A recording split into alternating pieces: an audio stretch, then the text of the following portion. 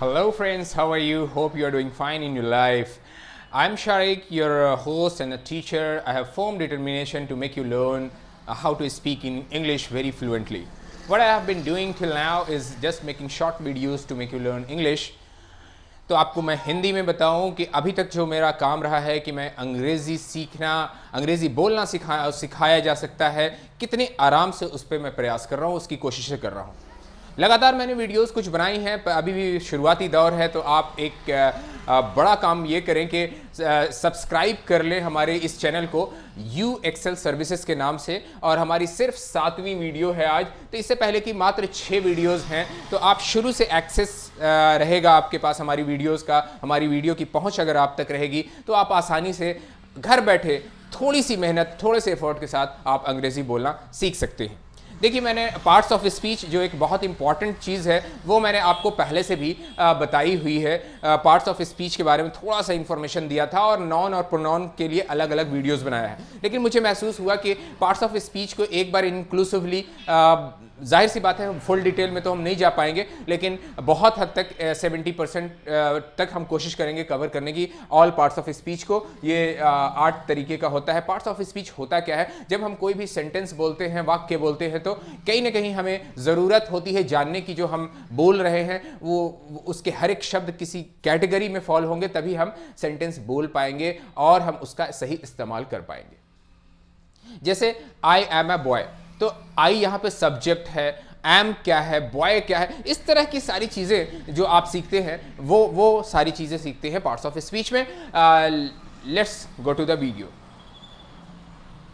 Parts of speech में 8 part होते हैं, टोटल 8 पार्ट हैं। सबसे पहला आ जाता है नॉन। नॉन किसी भी जगह के 3 चीज़ों के नाम को, क्योंकि दुनिया की सारी चीज़ों को बेसिकली 3 कैटेगरी में कैटेगराइज किया गया है, किसी चीज़, किसी जगह और किसी नाम, पर्सन। तो किसी इंसान, किसी जगह और किसी चीज़ के नाम को नाउन कहते हैं।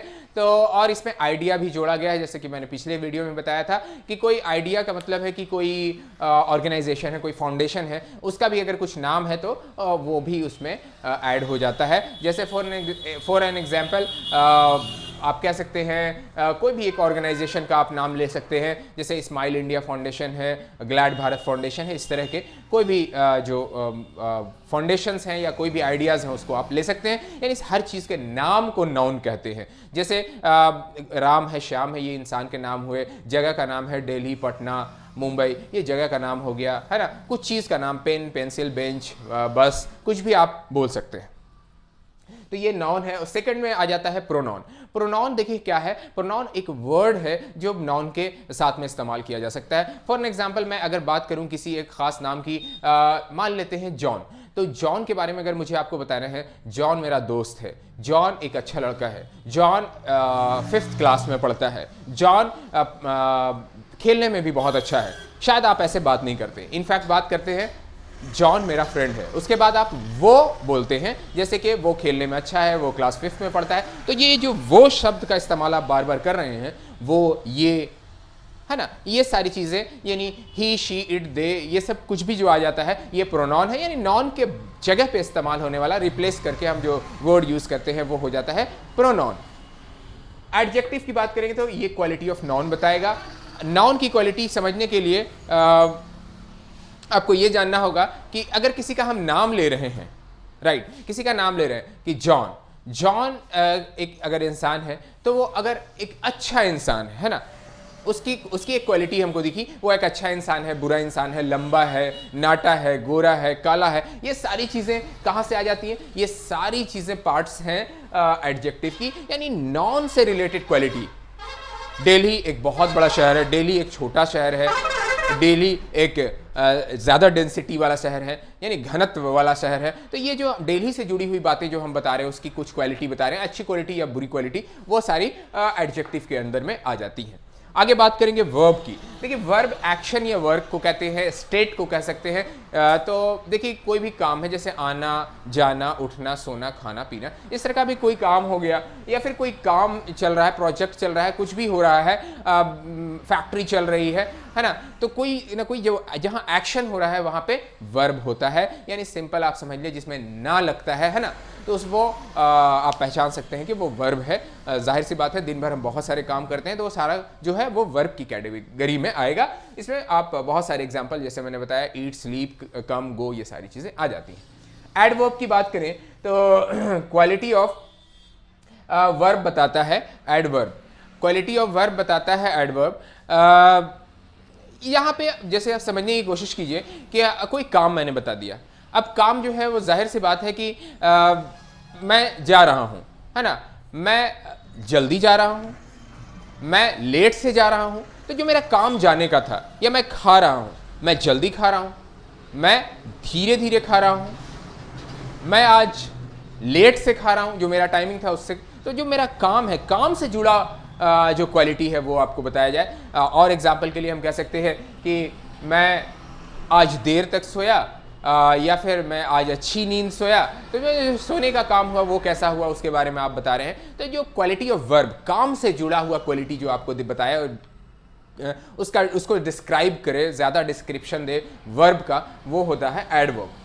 बात करेंगे प्रीपोजिशन की। इस पर थोड़ा सा आप ध्यान देंगे, बहुत आसानी से आप समझ सकते हैं। प्रीपोजिशन में देखिए सब्जेक्ट जो होता है, जैसे कि जिस डूअर जो होता है, जो काम करने वाला होता है, वो सब्जेक्ट जनरली होता है। तो जैसे इसमें आपको जानना है कि सब्जेक्ट के साथ बाकी सेंटेंस का जो रिलेशन एस्टैब्लिश करता है वो होता है preposition.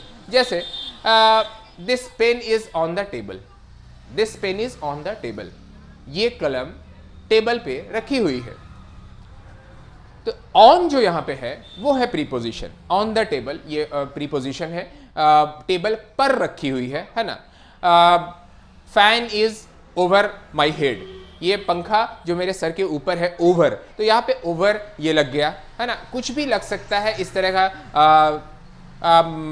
Book is under the table, book table के नीचे रखी हुई है, इस तरह से अंडर यहाँ पे आ गया। तो ये जो जोड़ता है ना सब्जेक्ट से बाकी subject, rest of the sentence को जो जोड़ता है उसको प्रीपोजिशन कहते हैं, कह सकते हैं। अब हम आ जाइए कंजंक्शन की बात करेंगे। कंजंक्शन जो है वो टू सेंटेंस को ज्वाइन करता है। देखिए इसमें कंप्लीटली डिफरेंस ये है कि ये सब्जेक्ट से सेंटेंस को जोड़ता है, लेकिन यहाँ पे क्या फर्क है कि दो सेंटेंस को, पूरे दो सेंटेंस को जोड़ देता है, पूरे दो सेंटेंस को जोड़ देता है। इसमें क्या होता है, देखिए दो complete sentence, I am a boy but you are a girl, I am a boy but you are a girl। But का मतलब यहां पर I am a boy एक कंप्लीट सेंटेंस है, you are a girl एक complete sentence है। ये जो दोनों कंप्लीट सेंटेंस है, इसमें जो बीच में बट आ रहा है वो आपका कंजंक्शन है, वो जोड़ रहा है। I am late because my bus was caught in the traffic, मैं लेट हो गया, ये कंप्लीट सेंटेंस है। मेरी बस ट्रैफिक में फंस गई थी, ये एक कंप्लीट सेंटेंस है, लेकिन बट से जो मैंने कनेक्ट किया दोनों सेंटेंस को, तो ये जो बट आ जाएगा ये कंजंक्शन का एग्जाम्पल हो सकता है। और इस तरह से बिकॉज, बट और and, in number of examples हो सकते हैं इसके। अब बात करेंगे इंटरजेक्शन की। इंटरजेक्शन में समझने की बात बहुत सिंपल ये है कि इसमें इमोशन शो होता है, इसमें जज्बात, दिल के एहसासात, हम फीलिंग्स को जो हम शेयर करते हैं, खुशी, गमी, उम्मीद, होप रखना, उम्मीद रखना किसी से, नाउम्मीद हो जाना, होपलेस हो जाना, ये सारे इमोशंस जो हैं वो सारे पार्ट्स हैं इंटरजेक्शन के। लेकिन इसमें जो वर्ड आता है वो एक वर्ड इमोशन को शो करता है। जैसे कि हाँ हाँ, मुझे बहुत उम्मीद है उससे, तो हाँ हाँ बोल दिया। Wow what a performance you gave, तो वाओ जो आपने बोला ये यहाँ पे आपका इंटरजेक्शन हो सकता है।